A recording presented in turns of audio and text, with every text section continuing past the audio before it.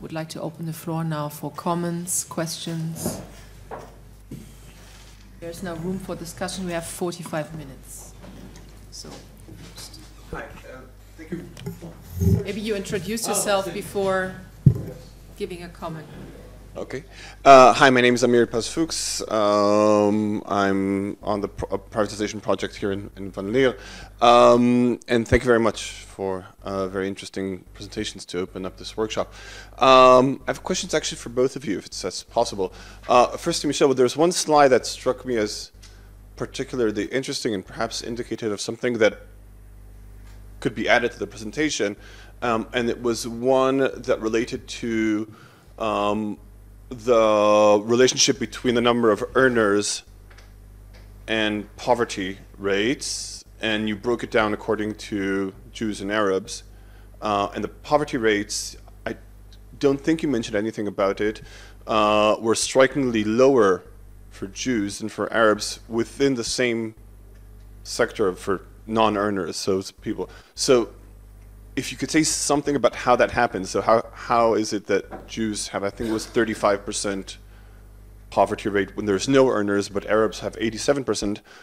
And I was wondering if that is an indication to the fact that perhaps something that's missing from the presentation, that with all due respect of opening the market and free and liberalization, etc., there's also state interests coming into play with respect to the whole Jewish-Arab tensions, if I would say, conflict.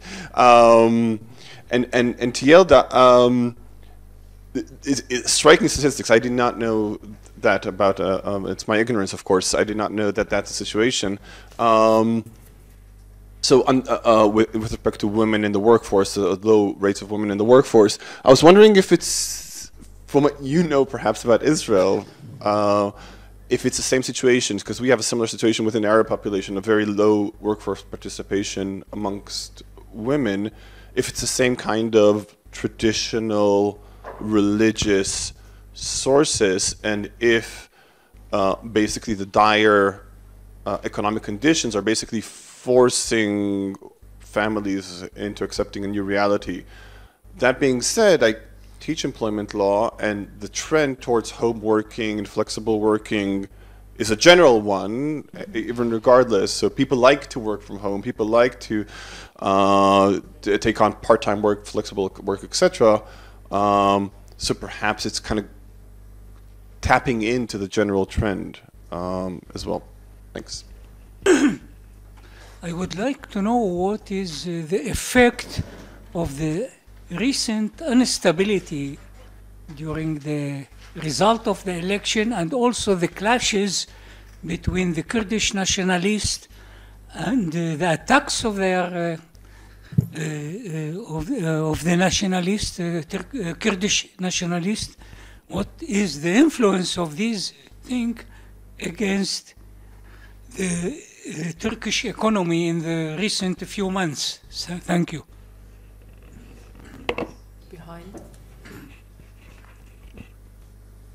Yes, I have a question to Professor Stravchinsky concerning the way to deal with inequality and poverty, and the way you saw it is to try to integrate those groups within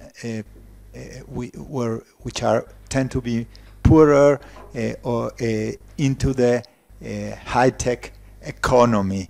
And my question is whether this is a feasible goal, but not only, even if we do not take into account the point raised by Amir, but whether a country with only one sector as a significant one can really cope with inequality, or you need to diversify economy and not only to speak about integrating, because not all the population can work at the high-tech sector. So the last question I would like to collect from the lady in the back, and then we come back to the panel to answer them. Thank you for the fascinating presentations. I would like to ask regarding Turkey. I read that I once read that one of the explanations to the low rate of employment of women is that they are employed but unofficially. And I would like to hear your view of this. Thank you. Okay, I would like to start with Yelda now. Ladies first, and then we come to Michelle. Thank you. Thank you for the very stimulating questions on Turkey. If I have to start from the flexible working agenda, which is everywhere now, a way of promoting employment, and everyone is thinking about it. Turkey is under attack by international institutions, by the CEDAW agreement, for example, by convergence, by EU convergence procedures, that to increase this women's employment participation, women's participation ratio. So, as a solution to that, flexible working conditions, atypical working conditions, part-time work is being promoted and suggested, being encouraged and discussed. So at the one side, on the window dressing, it will be nicely seen that women's participation is employment is increasing, but without we don't have the preparation of securing these jobs at the moment. That is, that nobody is on the part of thinking about the security or how these people will be retired, or will they be having the same advantages of formal employment with full-time, etc. And also the increase in this flexible working agenda is coming from the business. It coincides with their demands. It coincides with the restructuring of production modes, which is resting on just-in-time methods. Therefore, there's multiple of pressures to do it, and also it is compatible with the traditional and religious and cultural and patriarchal structures too. You can work from home. At the same time, you can fulfill your motherhood responsibilities. So it's a, like a perfect solution for Turkish, or propaganda is in the sense that it's a perfect tool for the Turkish society, but many feminist organizations are opposing it. We demand shorter working times, but shorter working times for both genders with full security. For the unofficial employment, the Turkish Statistical Institution makes a survey. In the survey, there is a question: are you working, or did you earn some income? They don't ask whether officially or unofficially you earn that income. Later in the other questions, they have such kind of, are you registered to the security institution or not? But unofficially, yes, there are a great number of women working, especially in agriculture. But the structure of the statistical institutions survey tries to capture some portion of informal employment of women as well. So we have to rely on the this statistical institutions because it's the most countable statistics produced in Turkey. As for the effects of the clash in the Turkish economy, it will certainly have repercussions on the production side, because we are so much bound to the foreign inflows of capital, and foreign capital will not invest in a country when there is instability. Once the channels of financing is draining, then the credit through the credit channel, through the it will fall onto the production side as a slowdown.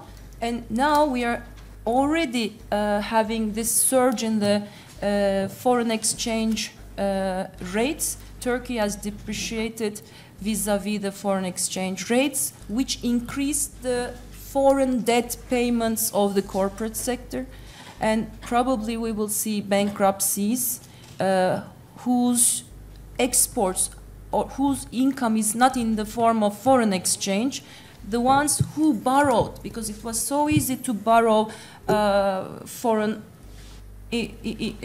exchange loans. It was so easy. Now that I think we will see non-performing loans increasing, bankruptcies, especially in the small-sized enterprises, which Turkish economy is 90%, 90% of Turkish manufacturing industry is small and medium-sized. So they will encounter difficulties, and so we. And you see that at the moment anyway, because I know a lot of people who have small factories and they don't have orders anymore, so they're struggling at the moment deeply. So Michel, we come to you. Okay, so I'll start with Amir's question.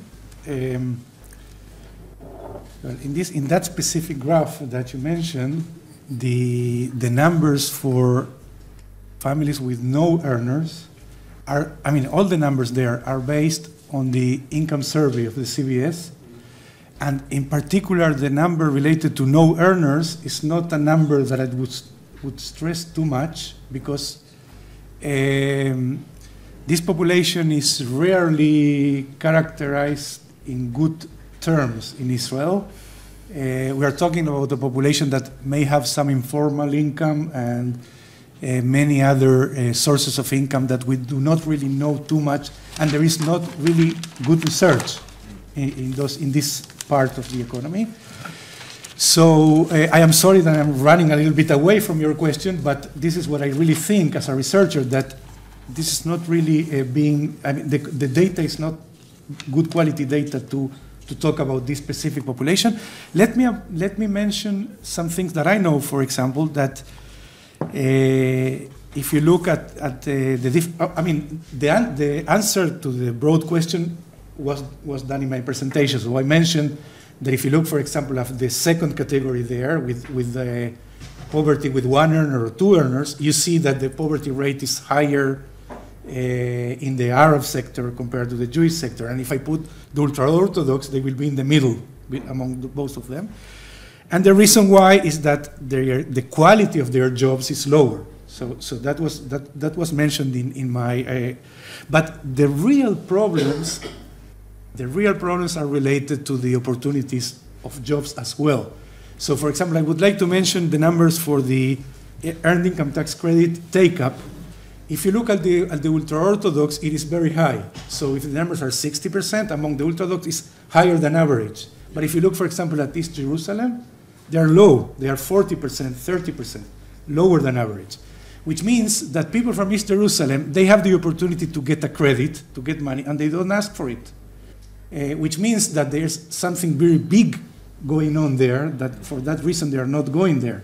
And if you don't go to that extreme example of East Jerusalem, you look at the Arabs in general, it is also lower, which means that also the Arabs, for some reason, they are not really profiting their rights. You know, this is something that they merit to get it, and they are not asking for it. So clearly, the right problems are in terms of, first of all, they may not very good their rights. Second of all, people that go and work, they may feel discriminated and so on, and they may feel that they will not get to a good job. So at the very beginning, they do not study these subjects. So those, I think, are the real problems that would answer your question. And that gives me straightforward to the other question, that I really the high-tech term that I use here is a kind of code name, because I was critical by myself when I mentioned the growth based only on one sector.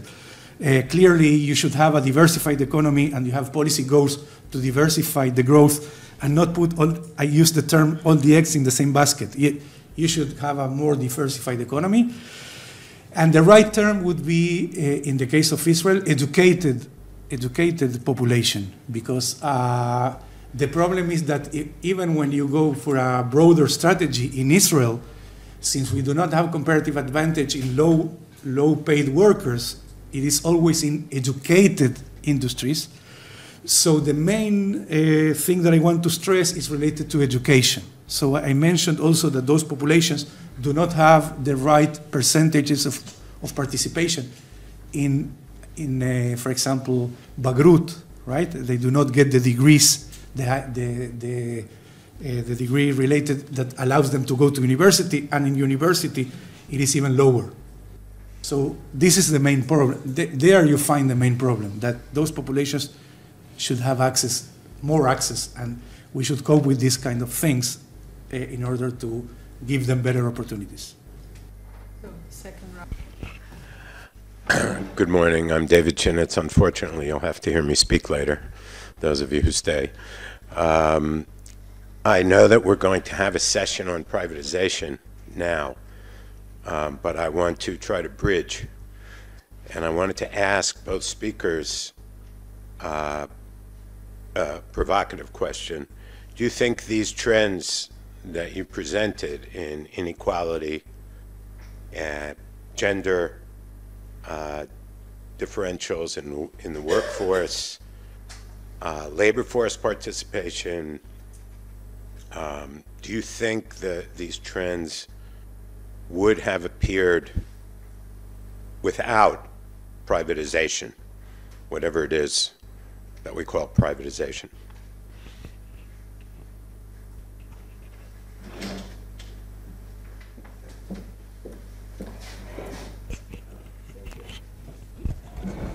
Thank you. Good morning. I am İzzet Önder from Istanbul. And thank you very much for very nice presentations, both presentations. I have one question to Professor Stravinsky. Sorry about that if I'm not pronouncing correctly.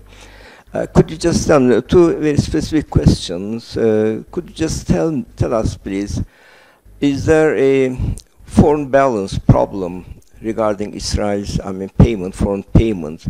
I think if I'm mistaken, please correct me, because I didn't see any figure in your presentation concerning this foreign balance problem, the deficit or surplus or whatever the issue is. And the second question is, I would like to know, can you tell us the percentage of the high-tech, whatever you call it, this is your terminology, high-tech percentage in the Israel industry, in general. Thank you very much.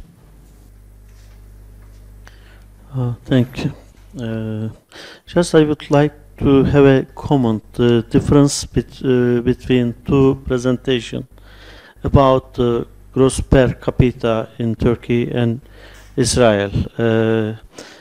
I captured at first presentation as gross per capita for Turkey about $18,000. There was not exactly the number, just in the picture, yeah, draw, but some less than $20,000.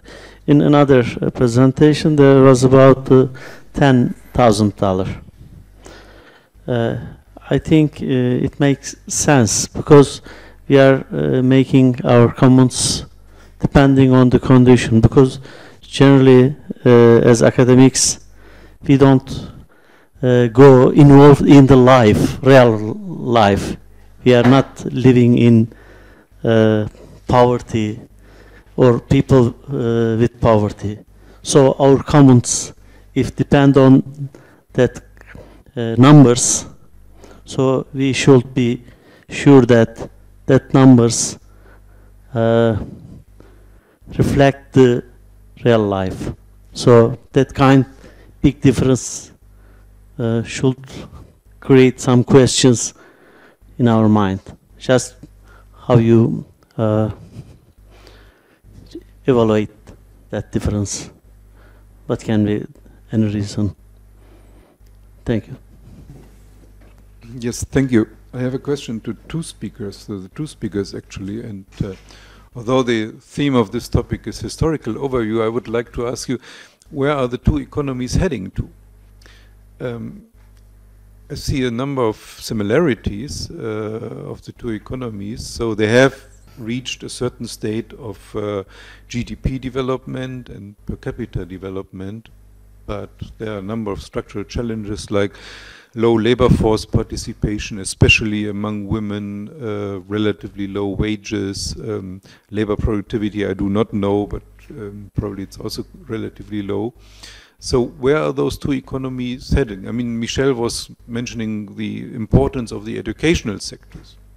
But when you look into Israel, I mean, more and more pupils are going to religious schools, so they would probably not get there the skills a modern economy would need. So in Turkey, I do not know, but I guess also large population groups are excluded from the labor market. So what strategies do the governments have in order to cope with that situation, and where do you see both economies going? Are they caught in a middle income trap, perhaps already, or where are they?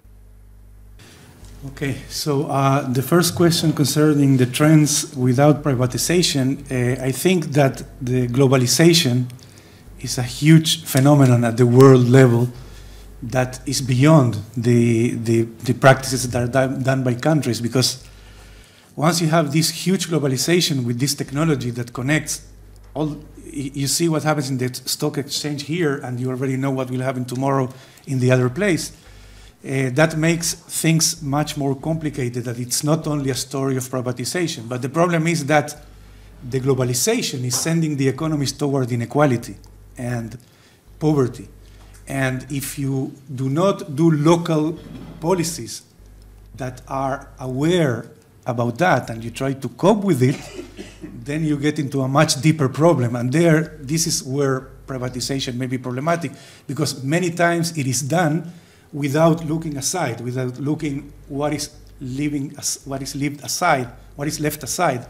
And this may become problematic, and it is very easy to find. I saw in the case of Israel, and we saw also some examples in the case of Turkey for the women participation, that usually happens. When you go to privatization, you don't really, usually it goes the other way around on coping with the increasing problems. So that's the main problem with privatization. But you have to get deeper into the issues, and that will happen today and tomorrow. Foreign balance problems, the reason I didn't mention it is because we do not have, the opposite is true in the case of Israel. We saw in Turkey there are those problems. In Israel have the opposite picture. Since 2003, we have a structural surplus in the balance of payments year after year. So we're more than 12 years of surplus. And the reason it became structural surplus is because, different to the story that we heard about Turkey of importing raw materials, that used to be the Israeli story. And the new story is different, where we export a lot of services. And we also did this high-tech story. Is a story not importing raw materials and transforming into goods. It's a different story. So for example, a startup, you have some engineers and you export value added straightforward without raw materials. So we have a kind of structural surplus, and we have we do not have a net debt, the opposite. We have liabilities to Israel. So this is why I didn't mention it. And this is when I mentioned that Israel is relatively successful. This part is considered as one of the successful parts of Israel, because when you ask for loans in the international bids and so on, Israel gets relatively good results because it doesn't have an external debt. The high-tech, I mentioned some of the numbers. I will mention some additional, because that's what you were asking. So I mentioned that the exports went up to more than 75%. The actual numbers may be even 80% when you look at medium high-tech and high-tech. And if you look in terms of production, not only exports, production, I think this is what you were asking, it may get to 60%. 60% of production of goods, not goods and services, only goods. Okay? So this is huge. This is something huge. Well, the differences in GDP per capita, we may look at the numbers. There are sometimes you measure it in PPP terms, purchasing power parity terms. and sometimes you measure it in dollars, in current dollars. Yeah, that's So I guess that the difference will I come from specifically checked that in your presentation they were in PPT. PPP, in my case, yeah. Purchasing power parity. So just a quick explanation. You want, I mean, current dollars, you only see what is the difference between among the levels of the quality of the level of life using the dollar according to exchange rate today. And PPP tries to look at what is the difference in, because the dollar is very volatile, and it may be the situation that its price is not really reflecting the real price. So they usually look at an year of equilibrium, and if the dollar has evolved in a situation that doesn't show the equilibrium, you do so it's like saying we don't really know whether the exchange rate in Israel or in Turkey is reflecting the real situation. And the PPP tries to correct for that. Also for prices, but for prices the correction is not always very good. It's more difficult to know because the prices in Israel and in Turkey are not the same prices, are different. For example, housing in Israel became very expensive. In the last 10 years, it went up for more than 100% in Israel. So it's crazy. Where are the two economies heading? I think that in Israel the problem is that the government continues to be stuck in an early phase of coping with inequality. And the government had a kind of policy of going from welfare to work. So this is the government of Israel government. So that's why there was a huge cut in allowances, and they imposed the earned income tax credit to allow people to get into the labor market. By the way, there is some policy for child care institutions and so on. This is interesting to hear whether there was something in Turkey with this specific point for the women issue. And in Israel, there was such a policy, but all the time thinking about allowing the people to go to work and not really to go to productivity. That was the second part of your question. And we are now you never know when is in terms of soccer, the 90 minutes, you never know when is it, but because it's a very long-term story.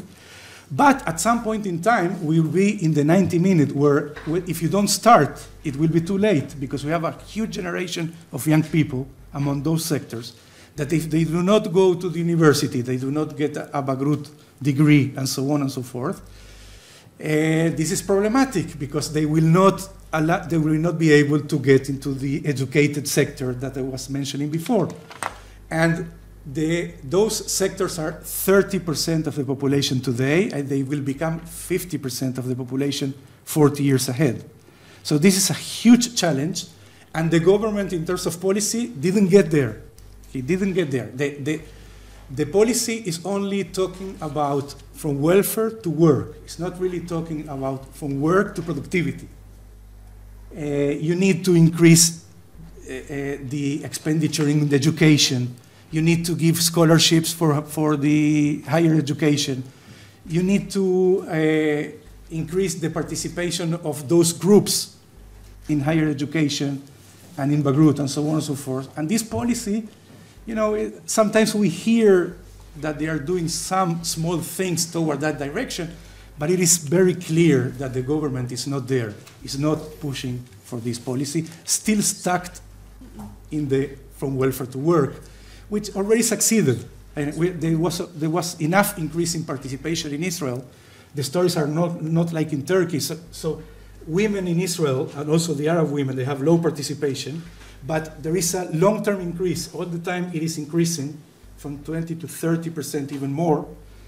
And the policy of this kind of increase is being done. The question is whether they will get into the educated part where there is much more to do. Okay.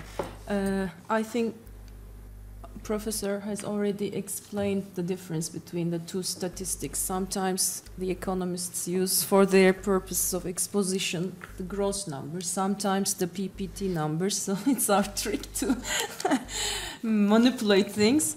So for the privatization and the other developments, whether it would be the same, it's a very difficult question, because we should closely look at what happening in detail in which sectors. In Turkey, the privatization has been done mainly in the manufacturing sector, where male dominated, so their repercussions has been in that sense differently on different, mostly on the male workers. But we should, again, this is a broad picture that we have explained here. We should look into details, sector by sector, what's going on specific manufacturing sectors, how women are integrated in those sectors. So it's really beyond my study and research up to now. But as a feeling, I have the sensation that even if the firms are privatized, if they need women worker or man worker, male worker, they are using it according to the needs of the production processes. Sometimes I myself know that in the free export zones of Turkey, in pharmaceuticals, in textiles, women employment has been increasing as a result of foreign direct investment, because they require skilled labor, they require women's labor. But in others, in public sector, for example, there are cut downs in employment. So the impacts are so much different, and it's difficult to bring them and to reconcile them. I mean, my intention is to discuss them in detail in the other presentations in the next sessions. Where we are heading, we are really in Turkey now, at this point in time, we are directionless. And what we need to do, I think we need to suggest to policymakers, try to be more creative in alternative models, because with this stand, I mean, we have tried this model, and this model has produced side effects. And these side effects cannot be remedied within this model itself, or it will be eclectic or not permanent. For example, Turkey should do something radically in agriculture, or Turkey should do something about labor markets in terms of working times, in terms of skill improvements. These are very, very big projects. They are beyond the lives of the short governments, because governments are just taking care of their 4 years of political lives, or 5 years of political lives. They're beyond their lifetimes. So it's, I think, the civil pressures that will try to bring about creative alternative models. Otherwise, we are going to undergo a painful restructuring process soon, I think. I mean, if we face, for example, drainage of financial inflows to Turkey. Thank you very much. So I think we have some time for a last round, but I would ask everybody to be very brief. A third, I take a third, but then I close the speakers list. So 2, yeah? Nobody. Okay. So we start with you in the back. This is a question for Dr. Yücel. Thank you. Regarding taxation, can you hear me? Yes, yes, please. Michel mentioned, and it's very important, that part of the overall neoliberal policy in Israel was tax reduction.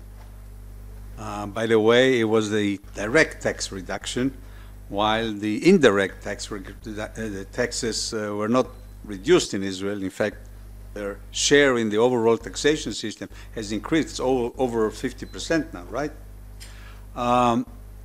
So I'm asking whether this also occurred in Turkey, that major change, or in fact I'm asking even a more general question regarding public expenditure in Turkey. Was there a change in the public expenditure part of the GDP in Turkey, as it was dramatic in Israel within a relatively short period of about 25 years? Thank you. Thank you again.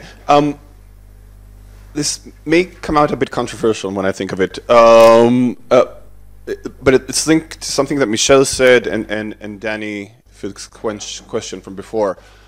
You mentioned globalization and the importance of globalization, and we talked about work, and I thought it would be important to talk about the link between the two, and that's migrant work. Because I think we redid our house in a couple of anecdotes. First, we did our house in Britain just a while back, and all the builders were local and white, and you know, the classic. You would think in here you'd get the either Palestinian worker or migrant workers, etc. You just got people from the villages around who are working in building and making a decent living, etc. So I want to challenge the presupposition that I think is quite common, that education has to be the source for a decent income. I think what is happening in developing economies, in developed economies, is that labored work has been de-skilled, and therefore you can't make a decent living on it. And therefore it goes down, and here we get to the point, to migrant workers. And here's a second anecdote. On the taxi on the way here, I saw amazing building. I didn't realize, I haven't been here, I guess, to Jerusalem for about a year. Amazing work, construction work from Tel Aviv to Jerusalem. And the driver explained every bit. This is the road, this is the train, this is the tunnel, etc. I was like, how do you know all this? He said, my cousin works on it, but he's the only Palestinian Israeli who works on it. All the rest are from Turkey. So I'm just wondering what we think about this, right? And in the healthcare, there's such a fantastic explosion in terms of need. There was an article just recently in England that the industry that will grow most dramatically, of course, with the rise in elderly population, etc., would be healthcare. One would think, simple economics, I'm not an economist, but you are, if there's a rise in need, salaries should go up. But salaries won't go up because we'll be importing migrant workers to take care of our elderly, which we are doing in Israel. I'm not sure if the same thing is happening in Israel. In Turkey. So I think that should be integrated into the... Only very brief.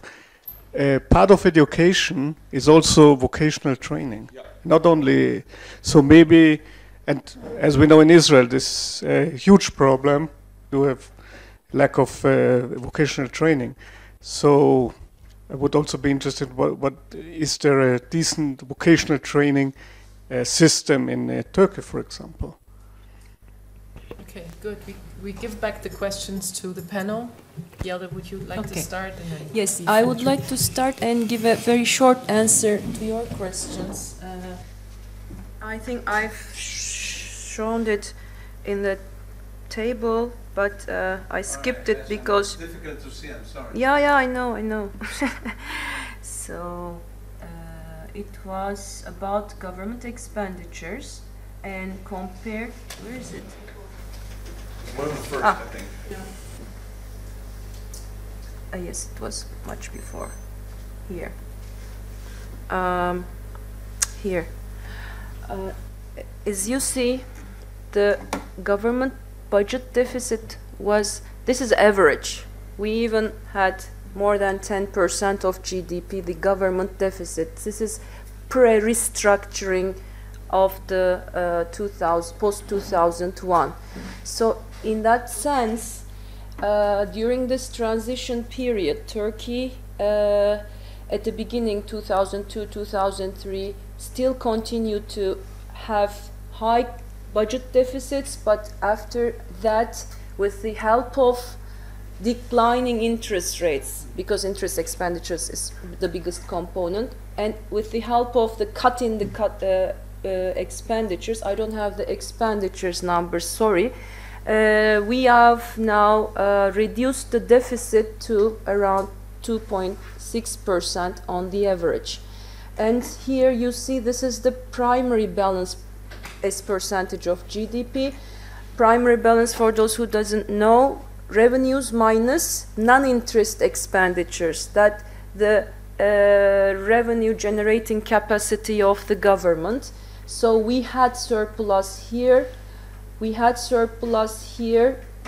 mostly as a result of this IMF programs and all these reforms that has been implemented. Only later, at the recent phase, our primary balance has been reduced, but the Turkey is producing primary surplus and putting the numbers in check. And for the taxation, on my professor here, he will be giving more brief and detailed explanation, but the indirect taxation component of the budget is dominating. Not the direct revenue, but the indirect taxes are the common form of revenue raising pattern in Turkish budget. What was another question? There was a question. I think the question was no, it was a comment, and so it was a, yeah. Let me stop here and give the floor to the professor.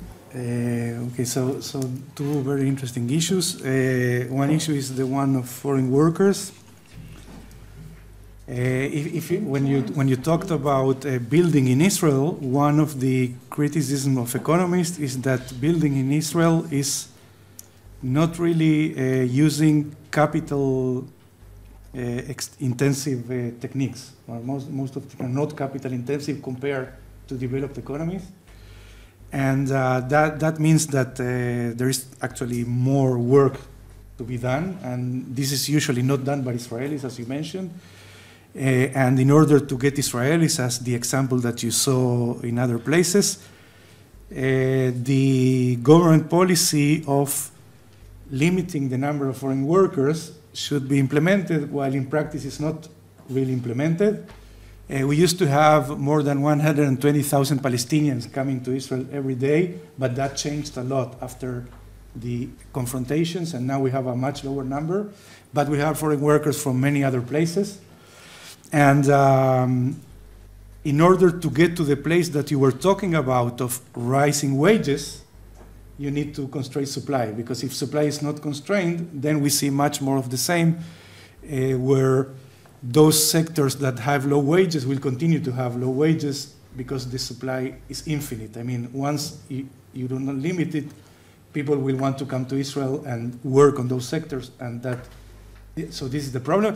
I don't think that Israel will never get to a place of zero immigrants. That will never be the Israeli place. Some committees were kind of advising that. That will never happen in Israel. So, but some limitation may drive to what you mentioned, and also some construction with more capital compared to the past, which is not really done. Concerning the vocational education, I think this is a very interesting topic. And when I was mentioning that a reform, also answering to Werner's question on what should be changed in Israel in terms of education, going from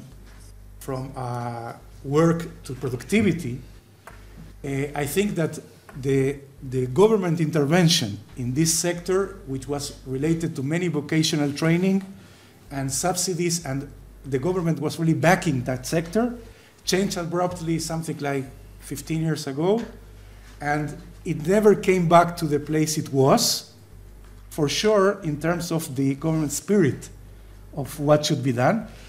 And vocational education is one of the places where we do not know too much, and there are important persons saying that we should do much more, and maybe learn also even from the German case.